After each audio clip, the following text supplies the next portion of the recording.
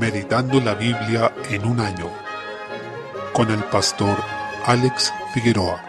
Día 8, mes 8, Esdras capítulo 7. Es el comienzo de la segunda mitad de este libro. Recordemos que los judíos volvieron a Jerusalén desde su exilio en Babilonia en varias oleadas, y este es el relato del viaje de los que regresaron en la segunda de ellas. Ocurrió unos 56 años después de los eventos que se relataron en los capítulos anteriores, es decir, durante ese periodo no hay registro de lo que ocurrió. Este grupo fue liderado por Esdras, quien estaba acompañado de sacerdotes, levitas y cantores. Se nos dice que era descendiente de Aarón en la línea de Finés, quien destacó por su fidelidad al Señor. Esdras fue un escriba diligente en la ley de Moisés y había preparado su corazón para inquirir en ella, a fin de cumplirla y enseñarla en Israel. Se nos muestra un modelo de cómo deben ejercer el ministerio de la palabra aquellos que deben enseñar la ley de Dios a su pueblo. Primero, deben preparar su propio corazón para investigar, profundizar y escudriñar en esa ley divina. Segundo, han de cumplir el propósito de ese conocimiento, el cual es obedecer personalmente la palabra de Dios. Solo entonces pueden, como tercer paso, enseñarla a otros. Respecto al respaldo del Señor sobre Esdras, se nos dice que él lo guió y estuvo con él en el camino. Asimismo le dio gracia delante de Artajerjes, de quien se puede decir que fue el rey más poderoso de su tiempo. Este allanó el camino para que Esdras pudiera volver junto con su gente a Jerusalén y así adorar al Señor. Luego, movido también por el Señor, declaró: todo lo que es mandado por el Dios del cielo sea hecho prontamente para la casa del Dios del cielo, en el versículo 23. Dijo esto porque no quería acarrear la ira de este Señor sobre sí. Ante ello, Esdras reconoció que fue Dios quien puso esto en el corazón del rey. Destacamos nuevamente el hecho asombroso de que el hombre más poderoso de su tiempo estaba completamente en las manos del Señor y su corazón estaba a disposición de Dios. Capítulo 8. Se describe la preocupación tanto de Esdras y de quienes volvieron con él respecto al registro de su genealogía. Esto era importante, pues recordemos que las promesas del Señor hechas a Abraham implicaban que de su descendencia física iba a venir la bendición de la simiente, es decir, el hijo que iba a bendecir a todas las naciones. Por tanto, era importante dejar constancia de que seguían siendo pueblo de Dios y de que había continuidad en esa línea ininterrumpida de hijos de Abraham, en medio de los cuales se estaban cumpliendo las promesas del Señor. Eso es lo que explica tanto celo en las genealogías bíblicas. De esta situación destacamos dos lecciones respecto a la actitud de Esdras. Primero, tenía una preocupación muy grande por obedecer al Señor, tal como él quiere ser obedecido, pues se dio cuenta de que no había levitas entre los que viajaban con él y mandó a buscar algunos, ya que ellos tenían un servicio específico en el templo que no podía ser cumplido por nadie más. Recordemos el caso de Usa, quien cuando se estaba trasladando el arca, la tocó y fue fulminado, lo que nos demuestra que las instrucciones del Señor son un asunto de vida o muerte. Por ello, Esdras sabía que debía haber levitas y se preocupó de conseguirlos para que llegaran junto con él en su viaje. Segundo, podemos apreciar que en todo su viaje se encomendó al Señor, quien fue preparando su camino. Dios, en su gran misericordia, hizo volver a su pueblo del exilio, aun cuando no les debía nada más que castigo, pues ellos habían roto su pacto. Salmo 30, en los versículos 1 al 3, el salmista da gracias por haber sido librado de la muerte y nos muestra a un Dios fiel, uno que responde a quien clama a él, uno que nos vivifica de tal manera que hace subir nuestra alma del Seol. Lo que destaca en esta sección es que el Señor es un Dios que responde a quienes vienen a Él en arrepentimiento y confiando en sus cuidados. Desde el versículo 4, la misericordia de Dios a nuestra vida debe llevarnos a la alabanza y a motivar a otros para que exalten el nombre de Dios, recordando su bondad en nuestro favor. Desde el versículo 6, los momentos de prosperidad y bonanza pueden hacer que nos confiemos y creamos que nada nos moverá de ese lugar, pero el Señor muchas veces esconde su rostro de nosotros en esos momentos, para que sepamos que nuestra alegría no debe estar en las cosas creadas, sino solo en Él, y así lo busquemos con urgencia. Por último, en los versículos 11 y 12, vemos que a veces estamos en las profundidades de la angustia, del dolor, y parece que estuviéramos en el sepulcro, pero Él nos hace vivir, nos restaura, cambiando nuestro lamento en felicidad y alegría. Es precioso cómo el Señor nos puede visitar de esta manera. Este salmo es una verdadera súplica por la resurrección, y a la vez una expresión de gratitud al Señor porque no dejará a sus santos en el sepulcro. Vemos estas cosas cumplidas en Jesús, quien ha vencido a la muerte y sobre nuestros enemigos espirituales, y podemos confiar en que su victoria es también la nuestra. Proverbios capítulo 20, versículo 28. El rey es guardado por la misericordia y la verdad. La palabra misericordia en hebreo indica un corazón que guarda amor y fidelidad hacia el pacto, por tanto, anda en obediencia. Esto era fundamental para el rey, pues recordemos que de acuerdo con el pacto davídico, el rey debía obedecer la ley para así heredar las bendiciones de ese pacto, lo cual se cumpliría en Cristo de manera definitiva. En él, a su vez, se aprecia plenamente que su trono está fundado en la verdad, pues él mismo es personalmente la verdad. Así, este versículo es cumplido plenamente plenamente en el Hijo de Dios, el Hijo de David, que es Cristo. Versículo 29. Encontramos nuevamente un versículo que no establece una norma, sino que describe una realidad. Los jóvenes se jactan de su fortaleza física, pues por un lado han alcanzado la madurez de sus cuerpos y por otro se encuentran en la plenitud de su rendimiento físico. Esta fuerza física puede ser engañosa y la confianza en ella puede llevar a cometer pecados, pero si se usa para fines santos es de gran beneficio para el avance de la obra del Señor. Por otra parte, se considera que la vejez es hermosa, algo que resulta totalmente opuesto a nuestra cultura actual, en la que tratar de anciano a alguien se toma como una broma o un insulto, y todos quieren parecer jóvenes. Valoremos aquella vejez que es el resultado de una vida de servicio y trabajo por el reino de Dios, pues nada hay para avergonzarse en ella, por el contrario, es un motivo para agradecer a Dios. Versículo 30. El castigo es importante para aquel que está en pecado. En esta época, la disciplina y el castigo son conceptos anticuados, causan rechazo y temor, y en ningún caso se les encuentra un beneficio. Sin embargo, para la Escritura es importante, pues es una herramienta de corrección en manos del Señor. Por el bien del alma de quien debe recibirlo, no debemos evitar el castigo. En suma, debemos poner cuidado a estas cosas y conformar nuestra mente a la palabra del Señor. 1 Corintios capítulo 4. El apóstol sigue desarrollando el tema sobre la carnalidad de los corintios, quienes estaban siguiendo a las personas y declarándose partidarios de ellas. Esto producía facciones dentro de la iglesia, causando división. Ante ello, el apóstol aclara que eran servidores del Señor y administradores de los misterios de Dios, pero finalmente el que recibe la gloria es el Señor. Por consiguiente, lo importante es que los administradores sean hallados fieles, ya que sea que prediquen la palabra, planten iglesias o vayan a misiones, están sirviendo a un Señor, que pedirá cuenta de sus actos. Por lo tanto, el apóstol reconoce que su lugar es de servicio, pues es un siervo, y el que debe recibir la gloria es el Señor. En primer lugar, hace un llamado a la humildad, a no juzgar las cosas antes de tiempo, sino esperar que el Señor sea quien manifieste las intenciones de los corazones. Asimismo, no debemos esperar esa alabanza de parte de los hombres aquí en la tierra, sino que el Señor es el que premiará a cada uno según sus obras. Además, eso será por su pura misericordia, pues si tenemos algo es porque lo hemos recibido de Él. Por tanto, nadie se puede envanecer como si su don viniera de Él mismo, o como si tuviera algo bueno en sí, ya que dice: toda buena dádiva y todo don perfecto desciende de lo alto, del Padre de las luces, en Santiago 1:17. La actitud de los corintios fue de soberbia, orgullo y menosprecio hacia los apóstoles que el mismo Señor había establecido para que plantaran las iglesias, los que trabajaron sobre el fundamento firme de la fe del Evangelio. Los corintios trataron mal a estos siervos de Dios, en cambio preferían a los falsos maestros, los cuales presumían de sus supuestos títulos y nivel espiritual. Pablo les hace ver que ellos no estaban actuando con justicia conforme a la palabra del Señor, sino que destacaban por su vanidad y soberbia. Realmente lo que necesitaban era un baño de humildad. El apóstol les anunció que los visitaría para constatar si había poder en quienes se estaban haciendo maestros sobre ellos, aquellos que se jactaban y los capturaban para sí mismos. Cabe señalar que una característica de los falsos maestros es que son orgullosos y quieren seguidores personales, en vez de reconocer que las ovejas son de Cristo. Pablo les hace ver que el Señor avalará en su visita a quienes realmente son de Él, por medio de señales milagrosas, aquellas que Dios hacía a través de los discípulos. Así se cumple el propósito de las señales, que era certificar que los discípulos estaban hablando palabra de Dios y que lo estaban haciendo de parte del mismo Dios. Por eso dice: porque el reino de Dios no consiste en palabras sino en poder, en el versículo 20. Es decir, ellos venían con carta de presentación, pues esas señales que los acreditaban como verdaderos ministros, servidores y mensajeros de Dios venían de parte del mismo Señor que los había enviado. No debemos creer que las señales son permanentes, ya que, como vemos, tenían ese claro objetivo, tal como lo fue en el ministerio de Cristo. Los apóstoles fueron establecidos por el Señor como testigos de la resurrección de Cristo. Echaron el fundamento de la palabra de Dios en su nombre, siendo la piedra angular Jesucristo mismo. Por eso no hay apóstoles en esta generación, ni habrá en una posterior. No esperemos que ocurran esas señales que eran para acreditar el ministerio apostólico, pues ya cumplieron su función. No debemos hacer lo que justamente estaban haciendo los corintios, que era buscar experiencias sensacionalistas, sino que obedezcamos lo que el apóstol está exhortando en este pasaje. Esto es, escuchar la palabra que el Señor revelaba a través de aquellos que Él escogió para este fin, sus apóstoles, no porque ellos fueran superhombres, sino porque el Señor es quien dio su palabra y quiso escogerlos a ellos como un medio para revelarla. Honremos al Espíritu Santo, su inspiración y la palabra de Dios, poniendo nuestra fe en ese testimonio fiel que hemos recibido por medio de sus discípulos.